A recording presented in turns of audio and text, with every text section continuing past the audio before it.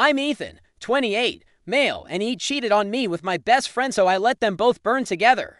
It's a harsh statement, born from a pain I wouldn't wish on my worst enemy. But it's the unvarnished truth of how my life, once seemingly perfect, shattered into a million pieces. Daniel, my partner of 4 years, was supposed to be my future. The one person I could always lean on. Chloe, my best friend since we were kids, was my confidant. My platonic soulmate. We were an unbreakable trio, or so I believed, until their secret, festering betrayal erupted, consuming everything in its path. Looking back, the signs were there, subtle whispers I chose to ignore, blinded by love and unwavering trust. Daniel, an ambitious corporate lawyer, started working increasingly long hours, often staying late at the office or claiming sudden, urgent client meetings. He'd come home exhausted, sometimes smelling faintly of a different perfume, not Chloe's, but one that was undeniably feminine and unfamiliar to me. I'd attribute it to a new colleague or a client he was trying to impress. Once, he missed our anniversary dinner, claiming a last-minute flight for a critical deposition. He was apologetic, brought me flowers, and I, ever understanding, believed him completely. Chloe, my artistic, free-spirited best friend, also began to change. She used to drop by my bookstore unannounced, just to chat or bring me coffee. Suddenly, her visits became sporadic, often preceded by a text asking if Daniel was home. If he was, she'd make an excuse to leave quickly. If he wasn't, she'd linger, but her eyes seemed to dart around, as if searching for something or someone. One afternoon, she brought me a framed drawing, a beautiful landscape, for your apartment. To brighten it up, she said, but her gaze lingered on Daniel's jacket, which was draped over a chair, for a beat too long.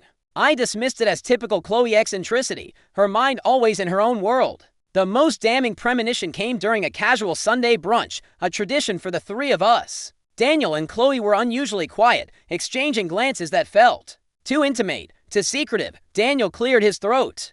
Chloe and I are thinking of collaborating on a project, he announced, a little too quickly. Something legal, for artists, to protect their work. Chloe nodded vigorously, avoiding my gaze. I remember thinking it was a bit odd, given Daniel's high-powered corporate law and Chloe's more struggling indie art scene. But they both seemed enthusiastic, and I was happy they were finding a shared interest. It was just another brick in the wall they were building around me, a silent prelude to the inferno. The idea of Daniel and Chloe collaborating on an art law project became their perfect cover. Their late-night meetings, their hushed phone calls, their sudden disappearances, all were explained away by the demands of this supposed venture. I, the naive boyfriend and trusting best friend, even encouraged them, offering my amateur screenwriting skills to help them brainstorm ideas for an educational series. They would smile, thank me, and then retreat into their secretive world, leaving me feeling increasingly isolated. Chloe started spending nights away from her own apartment,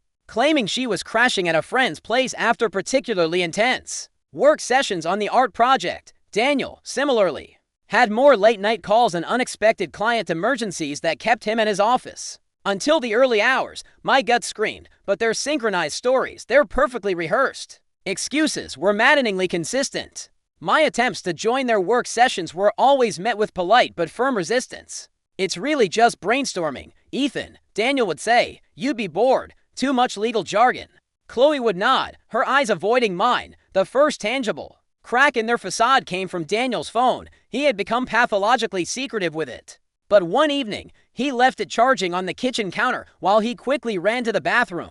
A text notification popped up, almost daring me to look. It was from Chloe, and the message simply read, "Miss you. Come back to bed." My blood ran cold. My heart pounded against my ribs like a trapped bird. Miss you. Come back to bed. The words echoed in my head, raw and undeniable. This wasn't a work message. This wasn't a friendly platitude. This was a confession. My hands trembled as I scrolled up, my fingers numb. The previous texts were a terrifying scroll of affection, inside jokes, and intimate details of their shared evenings. Last night was amazing. From Daniel, can't believe we pulled it off. From Chloe, followed by a series of heart emojis. It was all there, laid bare. Their affair wasn't new. It was a long-standing, deeply entrenched betrayal. I snapped photos of the texts, my mind racing. I wanted to scream, to smash his phone, to confront them both, but a cold, calculated fury began to replace the initial wave of agony. They had played me for a fool. For months, perhaps even years. They had used my love, my trust, my encouragement to build their sordid little secret. When Daniel emerged from the bathroom, whistling a cheerful tune, I was back on the couch, pretending to read, my phone discreetly hidden. He smiled at me, a casual, loving smile, completely unaware that his entire world was about to come crashing down. That smile, so utterly false, fueled my burning resolve. They had woven their web of lies, and now I would be the spider to unravel it. The text from Chloe, "Miss you, come back to bed," burned itself into my mind, a searing brand of undeniable truth. The subsequent scroll through Daniel's phone, revealing their intimate conversations and shared moments, felt like a scene from a twisted play. My world didn't just crack, it shattered into a million irreparable pieces. The man I loved, my best friend since childhood, they had systematically, cruelly, betrayed me. I didn't confront Daniel that night. The raw, guttural scream that clawed at my throat was suppressed, replaced by an icy calm. Confrontation would be too quick, too easy for them to deny, to manipulate. I wanted something more. I wanted them to experience a fraction of the humiliation, the pain, the public unraveling that I was suffering in silence. My heart was broken, but my mind, usually prone to creative daydreams, was now a meticulous strategist. Over the next few days, I became a ghost in my own apartment, moving through the motions of our life with a chilling precision. I smiled at Daniel, listened to his fabricated stories, even offered suggestions for his art project with Chloe. Every interaction was a performance, every forced laugh a nail in their coffin. Meanwhile, I systematically gathered more evidence, discreet photos of them together I found hidden on Daniel's old hard drive, receipts from weekend getaways I'd been told were work trips, and even old social media comments between them that, in hindsight, were filled with double meanings. The depth of their deception was staggering. They had built an entire hidden life. The most damning piece came when I remembered Daniel had a habit of recording his phone calls for legal protection, a practice I had always found slightly paranoid but had never questioned. I knew where his encrypted call recordings were stored on a rarely used cloud server. It took me a full night of careful work, but I accessed them, and there it was, months, perhaps even years, of their illicit conversations. Daniel's charming voice, Chloe's familiar laugh, planning their rendezvous, mocking my naivety, discussing how to keep their secret from me. The raw audio was a knife twisting in the wound, but it was also the ultimate weapon. One evening, Daniel came home, tired but still with that infuriatingly confident smile. "Big day tomorrow," he said, collapsing onto the couch. "Major client meeting." Chloe had coincidentally called earlier, saying she had an art installation deadline that would keep her busy all day. Both lies. I now knew they had planned a romantic weekend getaway, starting tomorrow morning, to a secluded cabin upstate. As he drifted off to sleep, oblivious, I looked at his peaceful face. He cheated, he lied, he smiled, and Chloe, my best friend, was complicit in every deceitful breath. I smiled back, a cold, unwavering smile. I knew exactly who to bring their secrets to, who would not only expose them but ensure they both burned together in the public square. The morning after my final, damning discovery, a chilling calm settled over me.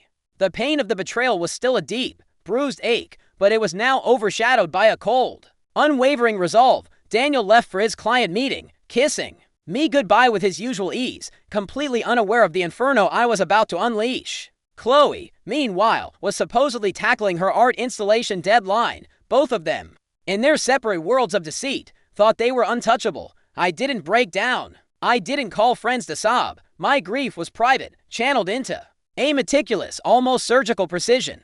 I spent the day meticulously compiling every piece of evidence. The selected audio recordings of their clandestine conversations, the screenshots of their intimate texts, the photos of their secret getaways, the overlapping schedules. I created a comprehensive, undeniable dossier of their betrayal. Each piece cross-referenced and time-stamped. My screenwriting background, usually used for crafting fictional narratives, now served a far more personal and devastating purpose. My goal wasn't just to end our relationships, it was to ensure that their carefully constructed worlds, their reputations, and their intertwined lives burned down together. They had operated in secret, and I would expose them to everyone they knew, everyone they valued. I knew that a direct confrontation would allow them to deny, to gaslight, to play the victims. I needed to hit them where it hurt most, their carefully cultivated images. Daniel, the ambitious corporate lawyer, prided himself on his integrity and professionalism. Chloe, The struggling artist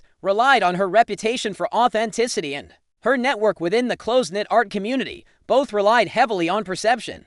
I began by identifying their most crucial social and professional connections. Daniel's law partners, his most important clients, the senior members of his firm. Chloe's gallery owner, her fellow artists, the influential critics who champion her work. I then identified key mutual friends, their families, anyone whose opinion they deeply valued. The emotional toll was immense. Every time my phone buzzed with a thinking of you text from Daniel or a casual meme from Chloe, a wave of nausea would wash over me. I forced myself to respond normally, to keep my mask firmly in place. The anticipation of their downfall was the only thing that kept me from crumbling. I spent hours rehearsing my strategy, envisioning their reactions, imagining the moment their lies would shatter around them. They had believed they were safe, hidden in their secret world. I was about to show them just how wrong they were. The stage was set, the evidence prepared, and the fire was about to be lit. The meticulous compilation of evidence was complete, a devastating digital dossier of Daniel and Chloe's infidelity. It included selected audio recordings of their most incriminating phone calls, where they discussed sneaking around and even mocked my unsuspecting nature. There were screenshots of their passionate text exchanges, damning photographs from their secret weekend trips, and even a calendar overlay showing their overlapping alibis and clandestine rendezvous. Every piece was undeniable, forming a narrative of betrayal that would leave no room for doubt. My target for the unveiling was not a single individual, but their entire intertwined world. I needed to ensure that the truth reached everyone who mattered to them, their families, their professional circles, and their extensive network of mutual friends. I decided on a multi-pronged approach, tailored for maximum impact and minimum direct confrontation on my part. First, I created anonymous, untraceable email accounts to Daniel's most important law partners and senior figures at his firm. I sent a concise email titled, "Concerning Daniel last name, professional ethics, and personal conduct." It contained a link to a secure cloud drive, where I had uploaded a curated selection of audio recordings, focusing on his professional misconduct, e.g., him boasting about cutting corners, misleading clients to make time for Chloe, and a few key text message exchanges implying serious personal impropriety. I also included a meticulously detailed timeline, highlighting the periods of his supposed work commitments that precisely overlapped with his affairs. The goal was to cast doubt on his integrity. Next, I targeted Chloe's art world. To her gallery owner, prominent art critics who champion her, and her most influential artist friends, I sent a similar anonymous email titled, "Regarding Chloe last name, integrity and deception." This email focused on audio recordings of her discussing how she used her struggling artist persona to manipulate people, coupled with texts about her lavish secret trips with Daniel that contradicted her public image. I wanted to expose her hypocrisy and question her authenticity, which was crucial to her artistic brand. Finally, for their interwoven circle of family and mutual friends, I created an anonymous social media profile. On this profile, I published a link to a public, but untraceable, website. The website was a clean, minimalist design, simply titled "The Truth About Daniel and Chloe." On it, I uploaded the full, unredacted dossier, all the photos, all the texts, all the audio recordings, and the complete timeline of their affair. The URL was subtly shared in comments on mutual friends' posts, or sent via anonymous direct messages to key individuals. Knowing the gossip would spread like wildfire, the immediate feedback was deafening silence. Then, a few days later, a ripple, then a wave. I watched from afar as Daniel's firm announced an internal review into unspecified conduct. Chloe's gallery owner abruptly canceled an upcoming exhibition of her work, citing unforeseen circumstances, and my phone, along with those of our mutual friends, began to buzz with frantic calls and bewildered texts. The unveiling had begun. Their secrets, once hidden in plain sight, were now burning brightly, illuminating the wreckage of their double lives for all to see. The wildfire of truth spread rapidly through Daniel and Chloe's interconnected worlds. The anonymous emails sparked immediate inquiries at Daniel's prestigious law firm, where professional ethics were paramount. The detailed financial documents I had included, subtly hinting at how his illicit liaisons impacted his work performance and potentially client trust, forced his partners to act. Simultaneously, the art community, which valued authenticity above all else, reacted with shock and disgust to the revelations about Chloe's hypocrisy and manipulative tendencies. The Truth About Daniel and Chloe website became an overnight sensation in their social circles, passed from phone to phone, confirming every whispered rumor. I remained in the shadows. A silent observer. My phone, however, became a constant source of updates. Mutual friends, bewildered and furious, called me, trying to piece together the shattered fragments of their understanding. My family, heartbroken for me, finally understood the full extent of my pain. Then came the calls from Daniel and Chloe, separately at first. Daniel, his voice a frantic mixture of rage and terror. "Ethan, what have you done? This is career suicide for me. Take it down now." He tried to blame me, to gaslight me, to threaten legal action. I listened, my heart cold. Then hung up. Chloe's call was more pathetic, filled with tears and pleas. "Ethan, please. This is ruining everything. My gallery just dropped me. I can't believe you would do this to me, your best friend." She tried to appeal to our shared history, to our years of friendship, completely ignoring her part in the betrayal. I simply replied, "You both made your choices, Chloe. Now you get to live with the consequences."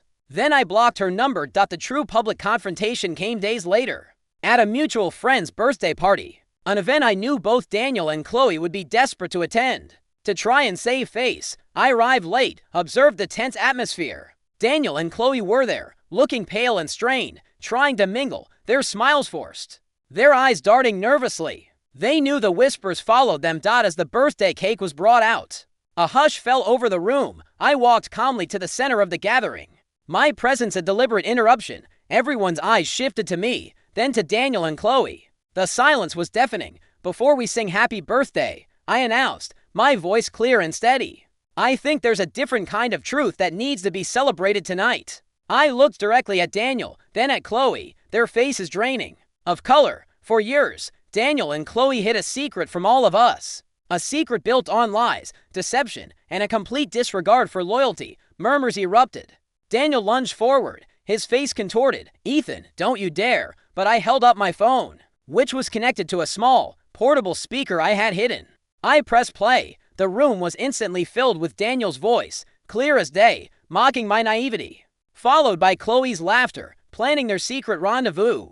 The audio recording of their cruel conversation filled the space, shocking everyone into stunned silence. As their voices echoed, Daniel stood frozen, his eyes wide with horror. Chloe let out a choked sob, sinking into a nearby chair, burying her face in her hands. The room erupted. Friends shouted questions, disgust, and disbelief. Their families, who were also present, looked utterly mortified. Their carefully constructed world, their perceived perfect romance, exploded in a blaze of public humiliation. They had cheated on me with my best friend. And in that moment, I let them both burn together. The fire of truth consumed everything. The fallout from the birthday party was cataclysmic for Daniel and Chloe. The audio recording, coupled with the detailed evidence on the Truth About Daniel and Chloe website, became irrefutable proof of their betrayal. Daniel's law firm launched a full-scale investigation, leading to his disbarment for unethical conduct and a tarnished reputation. That ended his promising career. Chloe's art world, which prized authenticity, completely shunned her. Her gallery contract was terminated, and her former artist friends publicly disavowed her, citing her blatant hypocrisy. They lost their professional standing, their social circles, and each other, as the weight of public condemnation and their own guilt tore their illicit romance apart. Their world, once meticulously hidden, had burned to ashes. For me, the immediate sense of grim satisfaction gradually gave way to a profound, cleansing peace. The intense emotional pain that had consumed me began to recede, replaced by a quiet strength and a newfound clarity. The process of exposing their truth, while agonizing, had also been incredibly empowering. I had faced the deepest betrayal, and emerged not as a victim, but as a survivor who had reclaimed his dignity. I poured my energy into my screenwriting, channeling my experiences into compelling narratives. The raw emotions of heartbreak, anger, and resilience became the fuel for my creativity. My work gained depth and authenticity, resonating with a wider audience. I began to submit scripts to competitions, and slowly, opportunities started to emerge. My part-time job at the bookstore, once a necessity, became a choice. A pleasant connection to stories and people. I reconnected with my family and the loyal friends who stood by me, strengthening bonds built on genuine trust. They didn't judge my actions. They understood my need for justice and celebrated my newfound peace. I learned to trust my instincts, to recognize the subtle cues I had once ignored, and to never again allow myself to be used or belittled. Life post-betrayal, was a journey of rebuilding and self-discovery. The space that Daniel and Chloe once occupied in my heart and mind was now filled with my own aspiration, my own growth, and genuine connections with people who valued honesty. Daniel and Chloe were left with the devastating consequences of their choices, isolated and disgraced, and I, Ethan, walked away, not bitter, but profoundly free, carrying the scars of betrayal as a testament to my resilience, ready to write the next, unwritten chapter of my life. After listening to today's story, perhaps it has raised some new questions in your mind. Every day on Reddit, new experiences and moments create fresh stories. We are all human. If you enjoyed this story, feel free to share it. Thank you for your time. And don't forget to keep an eye out for more stories coming soon.